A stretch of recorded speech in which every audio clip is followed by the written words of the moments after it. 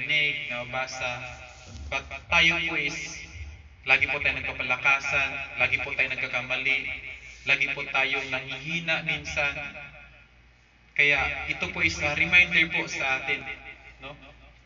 Kailangan natin na ma-refresh, ma-recharge sa salita ng Panginoon. Kasi minsan, kung kahit alam natin, pero minsan parang matagal natin hindi nababasa, minsan parang hindi na natin siya na-apply, di ba?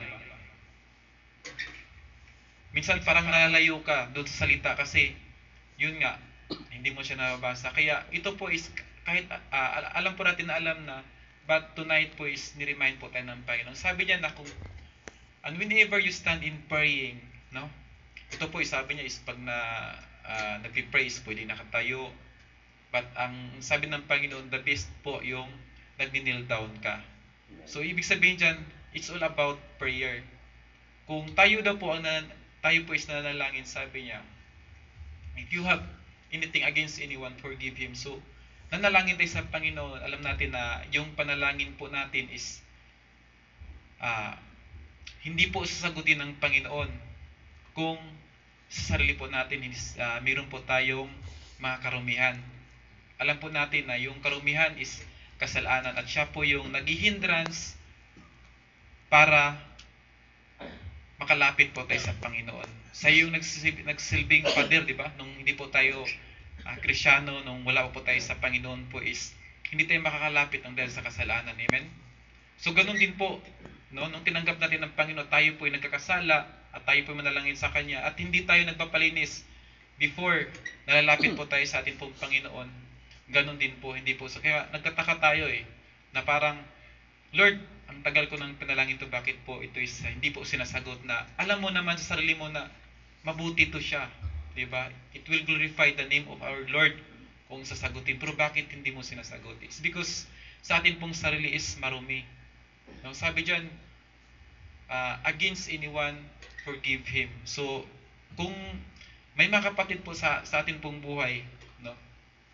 Minsan may kapatid na nakagawa ng mali sa atin, no? May nasabi sa atin or may nakita tayong hindi maganda sa kanya na parang iiwasan mo na siya. It's sin din po, no? Na alam mong mali pero parang ikaw ang lumalayo, no?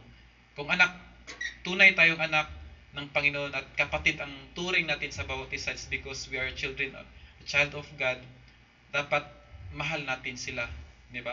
Dapat lapitan, wag natin silang iwasan, di ba? Kung tunay na gusto nating lakaran at tunay na lalakaran natin ang salita ng Panginoon, wala tayong pinipili, no? Na ito si Kuya, gusto ko to kasi mabuti siya sa akin di ba? Hindi ko siya gustong samahan kasi ang dami kong nakita sa kanya ang hindi maganda. Ganun. So, kasalanan po yun mga kapatid. Sabi ng Panginoon, di ba, sa book of Matthew, no? Love your neighbor as you love yourself. Amen. So kung mahal po natin ang sarili natin, ganun din po sa atin po mga kapatid. Mahalin po natin sila. Ibig sabihin yung pagmamahal with action. Diba? Kung may nakita tayo hindi maganda sa ating pong kapatid, is sabihin po natin, ate, kuya, parang hindi po magandang hindi po magandang ang ginawa mo, against po siya sa salita ng Panginoon. Ito po yung sinabi ng Panginoon, no, na siya, mag-ask ka ng forgiveness at 'di ba? Sabi niya, sin no more at wag mo nang gawin, wag mo nang ulitin. Amen. Yakapin natin siya, no? Ipag-pray natin siya. Amen. So sa atin mga kapatid, no, ang kasalanan po is walang maliit at wala ding malaki, no? Kailangan yun nga, dapat ma-release yung buhay natin para yung mga prayer natin is lahat is sasagutin ng Panginoon, di ba? Sa akin testimony ko din po is sa akin pong nanay is iniwan po kami, 9 years old pa lang po ako. But still, ngayon po is lagi po kami nagko-communicate at gusto ko siyang bumalik sa amin. Ganun. Sabi ko sa kanya at lagi ako nag-share ng words of God sa kanya. At hindi ko tinatanong ang mga ginagawa niyang kamalian, hindi ko siya sinusumbatan. Ang palagi kong inano sa kanya is words of encouragement na gusto ko bumalik ka dun sa amin, sa Papa. Kasi nanghingi ka naman ng tawad sa amin is pinatawad ka nga namin, but nandun ka pa rin sa kasalanan kasi nandun ka sa lalaki na hindi mo naman asawa. Sabi ko, bumalik ka dun sa amin, ang sarap ng buhay mo dun.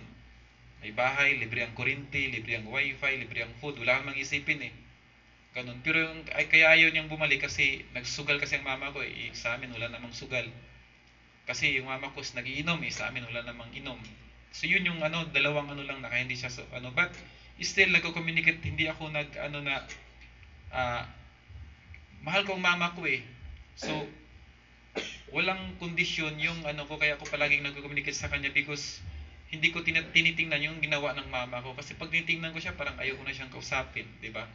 So ganun din po sa atin mga kapatid kasi marami nga sa atin mga minsan na parang nagkakaroon ng division is because tinitingnan natin ang nagawa niya, di ba? So dapat walang kondisyon kasi ang love ng Panginoon sa atin, hindi niya tinitingnan yung mga nagawa natin, ang tinitingnan niya yung heart natin na every time na lalapit tayo sa Kanya is nagpapalinis po tayo, sumusuko po tayo. Amen? Amen. So yun lamang po mga kapatid, no? Glory po sa Panginoon. Ngayon po, isamagan po muli atin pong worship team upang tayo po magpatuloy sa pag-aawit sa Panginoon.